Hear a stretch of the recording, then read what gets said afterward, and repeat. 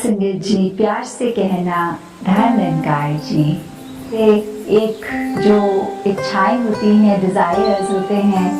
कैसे हमें अपने जीवन में उनका भी एक बैलेंस रखना चाहिए,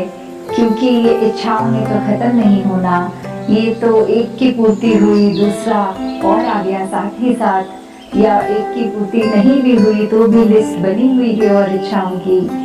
तो कैसे हमें एक ये सेटिस्फैक्शन रखनी है, एक बहुत ही लॉजिकल अप्रोच रखनी है, कैसे अपने मन में भी अहंकार नहीं आने देना, क्योंकि ये इच्छाएं भी ज़्यादातर जो हमें हानि की तरफ ले जाने वाली इच्छाएं होती हैं, वो अहंकार से ही जन्म लेती हैं। तो दासी के ख्याल में एक कहानी जो आ रही है आपसे साझा करेगी कि कैसे एक बार एक राजा था और उसकी प्रजा में एक भिखारी था। तो राजा ने सोचा कि इस भिखारी का बर्तन कोई नहीं भर पाता, वो आज मैं पूरा भर दूंगा। तो जैसे ही वो भिखारी राजा के सामने आया, राजा ने अपनी सारी धन दौलत, अपने सारे कीमती मोती, डायमंड्स, जो भी था सब डाल दिया, पर उसका बर्तन वो भरा नहीं। यहाँ तक बात आ गई कि राजा ने अपना पूरा राजपाट उसके उस बर्तन में डाल दिया और फिर भी वो बर्तन भरा नहीं। तो फिर जैसे ही राजा ने उस भिखारी से प्रश्न किया कि ये आपका बर्तन, इसमें इतना कुछ डल गया, फिर भी क्यों नहीं भर पाया, तो वो भिखारी ये बोला कि राजा, मेरा ये जो बर्तन है ये एक ह्यूमन डिजायर से बना हुआ है। ये जो उसका मटेरियल है बर्तन का, वो इच्छाएं हैं और इच्छाओं ने तो खत्म नहीं होना। तो वैसे ही बात कि ये देने वाला दाता, ये राजा के रूप में अगर उसको सिंबोलिज्म रखा है, तो कैसे ये दाता भी हमको हर पल देता जा रहा है, पर हमारी झोली हम उस नज़र से एक उस तरह की इच्छाएं रखते हैं, फिर भी नाशुक्रे हो जाते हैं। एक अपना कंटेंटेड होने के तो बजाय शुक्राना जब नहीं करते, हमारी इच्छाएं बढ़ती ही जाती हैं। तो कैसे हमने अपने आप को एक उस तरह मन को भी काबू करना है, अपनी इच्छाओं को भी सीमित करना है। तो वही बात एक शायर ने भी अपने वर्ड्स में लिखा है कि हसरतों का हो गया है दिल में इस तरह हजूम, सांस ढूंढती है रास्ता आने जाने के लिए। तो हजूम एक क्राउड, एक गैदरिंग, उस तरह एक भीड़ का जो वर्ड है कि कैसे हमारे इतने हसरतें, ख्वाहिशें, डिजायर्स अपने हमें मन में बना चुके हैं कि एक शायर के भाव की एक सांस भी अब अटक रही है हमारे शरीर में, वो भी खुल के नहीं ले पा रहे हैं, क्योंकि इतना कुछ हमारी इच्छाओं ने ही टेक ओवर कर लिया है। हम एक अपने इच्छाओं के तले इतना दब गए हैं कि सांस भी घुट घुट के ले रहे हैं, और सांस तो 1% मान ले रास्ता जैसे तैसे बना ही लेगी, पर कहीं ऐसे तो नहीं हमने इतनी इच्छाएं अपनी बढ़ा ली हैं कि हमने निराकार को भी दूर कर दिया है। हम एक मटीरियलिस्टिक इच्छाओं में अपनी इस जीवन काल जीते जी जो सिर्फ काटना है, उसकी इच्छाओं में इतने बंध गए हैं कि जो निरंकार अनसंग सदैव रहने वाला, उसी को भुला गए हैं। तो ये इच्छाएं भी अगर और सोचा जाए गहराइयों में, तो क्या हर तरह की इच्छा, हर तरह का डिजायर, क्या ये बुरा है? तो अगर हम उस तरह देखें कि आज अगर हमारी सेहत ठीक नहीं है,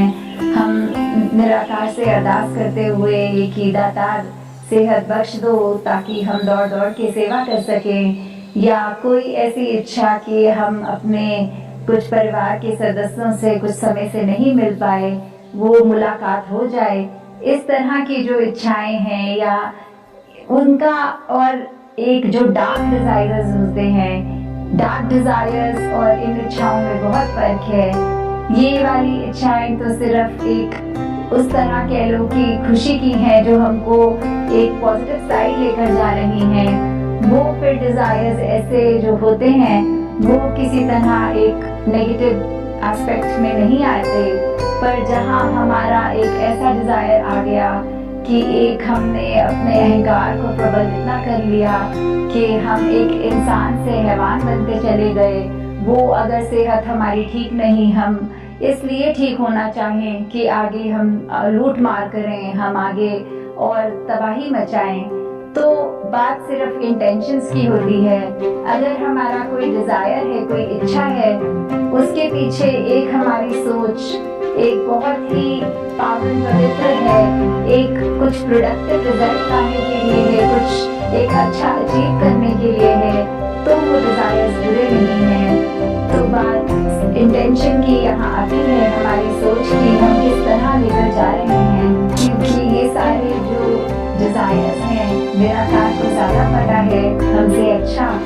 कि हमारे लिए क्या बेहतर है, और वही हमारे हिस्से आएगा। और पूर्ण करने वाला भी इच्छाओं को यही है। तो अगर मन में कोई इच्छा जन्म में ले रही है, उसको हमने इस ब्रह्म ज्ञान के तराजू में डालकर एक अपने विवेक इस चेतनता से सोचकर कि क्या ये मेरी इच्छा मेरे भलाई के लिए है, औरों की भलाई के लिए है, या ये इच्छा पूर्ण होते ही मैं अपना और आसपास वालों का नुकसान करूंगा। और कुछ इच्छाएं तो बहुत ही एक बेमतलब सी हो जाती हैं। जैसे एक छोटी सी कहानी भी है कि एक कुत्ता किसी गाड़ी के पीछे हर रोज जब वो गाड़ी वहां से निकलनी, भौंकते हुए उसके पीछे रेस की तरह एक भाग कर पूरी अपनी एनर्जी स्पीड से भागना। और हर दिन जैसे ही ये सिलसिला बने तो गाड़ी में वो बैठे हुए दो व्यक्ति जो रोज ये देखें, तो एक ने दूसरे से पूछा कि ये इसको चाहिए क्या, इस डॉग को जो रोज हमारे पीछे ऐसे चेज करता है, इस तरह भागता है। तो गाड़ी चलाने वाले दोस्त ने उसको कहा कि मेरे को ये प्रॉब्लम नहीं है कि ये कुत्ता रोज ऐसे करता है, पर ये सोचो कि अगर किसी दिन ये इतना जोर से भागे कि हमारी गाड़ी से इसकी स्पीड तेज और हमसे भी आगे आ जाए, तो फिर क्या होगा, वो क्या अचीव कर लेगा जो वो अब नहीं अचीव कर पा रहा। तो ऐसे ही हमारी कितनी इच्छाएं होती हैं जो एक बेमतलब होती हैं, एक बेबुनियाद होती हैं कि क्या हम एक ऐसी इच्छा को पकड़ के बैठ गए हैं जिसमें हमें फिर कोई एंड रिजल्ट कुछ कॉन्क्रीट नहीं है, कोई फिक्स नहीं अच्छा कुछ मिलने वाला। तो कहीं ऐसे इच्छाओं की वजह से हमने अपने मन का चैन तो नहीं गवा दिया। तो कैसे हम अपने आप को जहाँ एकदम सेवा का भी जहाँ बात आती है, तो वो निरीक्षित जो शब्द होता है कि एक इच्छा के बिना उस स्टेज तक लाना कि बिल्कुल डिजायरलेस भी नहीं कहना कि हम हो गए या उस तरह, पर एक जो करेक्ट बैलेंस होता है, एक वही विवेक की बात कि कौन सी इच्छा हमें उसकी तरफ एक एक्शन लेना है, उसको अचीव करना है, और कौन से को समझदारी के साथ इस ब्रह्म ज्ञान एक पूर्ण गुरसिक अगर है तो हमेशा वो अपनी इच्छाओं को दूर करें, क्योंकि इच्छाओं में तो चलते ही जाना है। और एक गुरसिक का तो काम ही है कि इच्छाओं पे अगर चलता रह रहा है तो किस तरह एक बैलेंस है कि ईगो खत्म होगी, ये बुरी इच्छाएं खत्म होंगी, निराकार के आश्रय रहकर सब अपने आप स्मूथ हो जाता है। तो बस दातार से यही अरदास हर एक के लिए और अपने लिए भी दासी के इस निरंकार का जो एहसास है वो हमेशा बना रहे, और हर चीज इसकी रजा में है। एक एक चीज के लिए एक शुक्राना, एक एहसास